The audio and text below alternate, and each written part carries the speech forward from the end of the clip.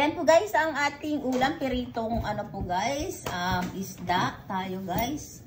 Tapos yung daming tira po nating paggabi guys, ang daming niluto nating upo. Tsaka ito yung sausawan po natin guys. Ayan. Tama-tama lang po sa mga walang panahon ngayon guys. Ayan, prito tsaka ang sausawan po natin is ato guys.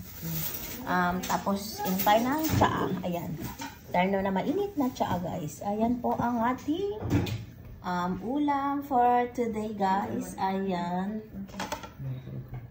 Pritong isda, sausawan ng sukat sili. Ayan. Tapos yung upo. Ayan po guys ang ating ulam. Tara guys, kain na po tayo guys.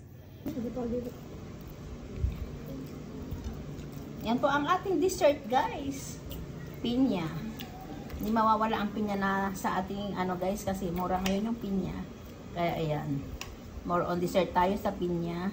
Ayan.